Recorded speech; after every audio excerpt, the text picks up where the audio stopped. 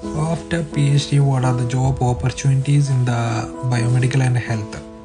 So ഇതിനെക്കുറിച്ച് അധികം detail ആയിട്ട് എനിക്ക് പറയാൻ പറ്റില്ല, കാരണം എൻ്റെ ഏരിയ എന്ന് പറയുന്നത് കെമിസ്ട്രി ആയതുകൊണ്ട്. പക്ഷെ പൊതുവേ ഒരു PhD കഴിഞ്ഞാൽ നമുക്ക് വേണമെങ്കിൽ അക്കാദമിക്കിലേക്ക് ഇറങ്ങാം, അതും അല്ലെങ്കിൽ നമുക്ക് ഇൻഡസ്ട്രിയിലേക്ക് ഇറങ്ങാം, അല്ലെങ്കിൽ നമുക്ക് ഗവൺമെൻറ് സെക്ടേഴ്സിലൊക്കെ വർക്ക് ചെയ്യാം, അല്ലെങ്കിൽ ഓൺട്രപ്രണർ ആവാം.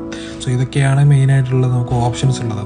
അക്കാദമിക്കിലേക്ക് എന്ന് പറയുമ്പോൾ നമുക്ക് senior researchers, that is post dock ആയിട്ട് നമുക്ക് വർക്ക് ചെയ്യാം. അതും അല്ലെങ്കിൽ നമുക്ക് അസിസ്റ്റൻറ്റ് പ്രൊഫസർ ലെവലിലേക്ക് അല്ലെങ്കിൽ ലെക്ചറർ പോസ്റ്റിലേക്ക് നമുക്ക് അപ്ലൈ ചെയ്യാൻ പറ്റും. പിന്നെ നമുക്ക് ഇൻഡസ്ട്രിയിലേക്ക് ഇറക്കുന്ന സമയത്ത്, ഇതിപ്പോൾ ബയോമെഡിക്കൽ ഫീൽഡ് ആയതുകൊണ്ട് എനിക്ക് തോന്നുന്നത് R&Dയിലാണെങ്കിലും റിസർച്ച് ആൻഡ് ഡെവലപ്മെൻറ്റ് ഫീൽഡിലാണെങ്കിലും നമുക്ക് റിസർച്ച് റിലേറ്റഡ് ആയിട്ടുള്ള വർക്കുകൾ ഉണ്ടാവും.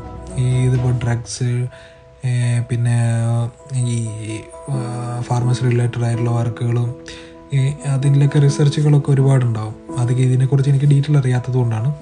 പിന്നെ ഗവൺമെൻറ് സെക്ടേഴ്സ് ഉണ്ടാവും, നമുക്ക് എന്താണ് അഡ്വൈസറി പൊസിഷൻസ് ഉണ്ടാവും, നമുക്ക് ഹെൽത്തിലാണെങ്കിലും ബയോമെഡിക്കൽ ഫീൽഡിലാണെങ്കിലും അതൊക്കെ വരും.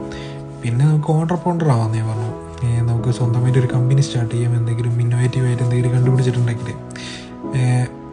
ഇതൊക്കെയാണ് മെയിനായിട്ടുള്ള നമുക്ക് ഓപ്പർച്യൂണിറ്റീസ് എന്ന് പറയുന്നത് ആഫ്റ്റർ PhD.